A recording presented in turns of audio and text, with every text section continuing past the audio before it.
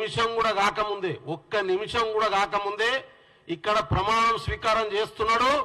అక్కడ బారికెట్లు తొలగినాయి.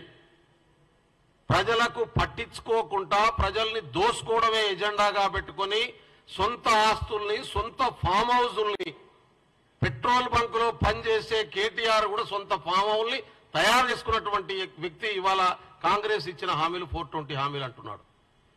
నేనేమన్నా మీకు ఏమైనా సిగ్గుశరం అనిపిస్తలేదా? ఏమైనా సిగ్గుపడాలే కదా. మనం మాట్లాడేది ప్రజలు వింటారు, మనం చెప్పేది ప్రజలు వింటారు, మనల్ని ఏమనుకుంటారు. ఇంకా అధికారంలో ఉన్నామనేటటువంటి మత్తులో ఉంటే ఎట్లా కేటీఆర్ గారు? నేను అందుకనే చెప్తా ఉన్నాను, కాంగ్రెస్ పార్టీ ఇచ్చినటువంటి అన్ని హామీలను కాంగ్రెస్ పార్టీ అమలు చేస్తుంది. నంబర్ 1, మీ లెక్క దళితుని ముఖ్యమంత్రి చేస్తా అని చెప్పి ముఖ్యమంత్రి కుర్చీ తీసుకునే టైం రాగానే మీరే వచ్చి కేసీఆర్ గారు వచ్చి కుర్చీలో కూర్చోదు. మా పార్టీ ప్రజలకు వాగ్దానం చేసిందంటే చేస్తుంది.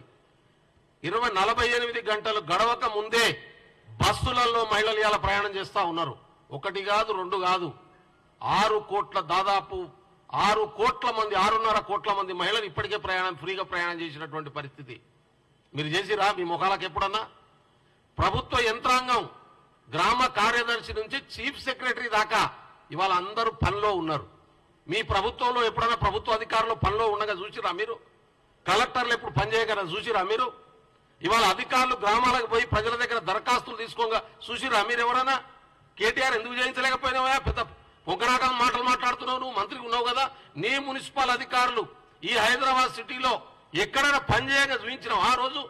కానీ వాళ్ళు పనిచేస్తూ ఉన్నారు. ఎందుకంటే మేము సిస్టమ్గా రన్ చేయాలనే మా ముఖ్యమంత్రి గారి ఆలోచన మేరకు పని జరుగుతున్నటువంటి పరిస్థితి. రాజ్యాంగంలో ఎవరికి ఏ అధికారాలు ఉన్నాయో ఆ అధికారాలను వాళ్ళకి అప్పచెప్పాలనేటటువంటి నిర్ణయం ప్రకారం ముఖ్యమంత్రి గారు పోతున్నారు కాబట్టి ఇలా పని జరుగుతున్నటువంటి పరిస్థితి ఉంది. 2 హామీలు అమలైనాయి, మిగతా హామీలు అమలు చేస్తావు. నువ్వేందా గుర్తు పట్టుకొని వచ్చింది చేతగాని నువ్వు మొత్తం అప్రపాలు చేసినావు. కాళేశ్వరం కుంగిపోతే సమాధానం చెప్పకుండా ఇది చిన్న సమస్యను మాట్లాడినవి నువ్వు. 1 కాదు 2 కాదు, 1,00,000 కోట్ల అప్పు చేసేసిర్రు. 1,00,000 ఎకరాలకు నీళ్ళు అని శాతగాని సౌటాలు మీరు ఎందుకు మాట్లాడుతున్నారు? మీరు నాకు అర్థం కాక అడుగుతున్నా. ప్రజలు అసహించుకుంటారు. ఇంకోసారి అట్లా మాట్లాడితే మీద ఉంచే పరిస్థితి వస్తుంది. 9 ఏళ్లు దోసుకున్నటువంటి వాళ్ళు మాట్లాడే నైతిక అర్హత ఈ రాష్ట్రంలో లేదు. పార్లమెంట్ ఎన్నికల్లో కొట్లాడతావు నువ్వు. 9 సంవత్సరాలు ఏం కొట్లాడారు మీ ఎంపీలు? పార్లమెంటుకు పోయి ఏం మాట్లాడారు? ఒక్క పనన్నా విభజన చట్టంలో కాంగ్రెస్ ఇచ్చిన ఒక్క హామీనన్నా చట్టాన్ని అమలు చేసుకోవడం చేతగాలే.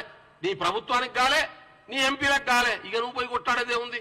తెలంగాణలో బీఆర్ఎస్ పార్టీ ఒక ఇర్రిలవెంట్ పార్టీగా మారిపోయింది. ఇవాళ ఉన్న పునాదులు కూడా ఎగిరిపోయే పరిస్థితి వచ్చేసింది. దాంతో భయపడిపోయి అది కట్టి పెట్టుకోవడం కోసం రకరకాల మాట్లాడుతున్నటువంటి పరిస్థితి కనబడతా ఉంది. అందుకనే కేటీఆర్ నోరు దగ్గర పెట్టుకో. పిచ్చి పిచ్చి మాటలు మాట్లాడితే ఖచ్చితంగా సమాధానం చెప్పాల్సినటువంటి పరిస్థితి ఉంది. ప్రభుత్వం ఎక్కడన్నా చెప్పిన మాటను, కాంగ్రెస్ చెప్పిన మాటను అమలు చేయకపోతే నువ్వు ఎత్తి చూయించు. ఏది చేయలేదో, ఏం పని చేయలేదో చూయించు మాకు. అరే మొదలు పెట్టక ముందే ఇవాళ 4వ తారీఖులు ఉన్నాం. ప్రమాణ స్వీకారం కూడా చేయలే 4వ తారీఖు. 7వ తారీఖు చేసేటప్పటికి ఇవాళ ఎన్ని రోజులైందో నాకు అర్థం కాదు. ఇంత అహంకారం ఎందుకు వచ్చింది? తెలంగాణ ప్రజల సొమ్మును దోసుకున్న డబ్బుల వల్ల వచ్చినటువంటి మదం ఇది. ఈ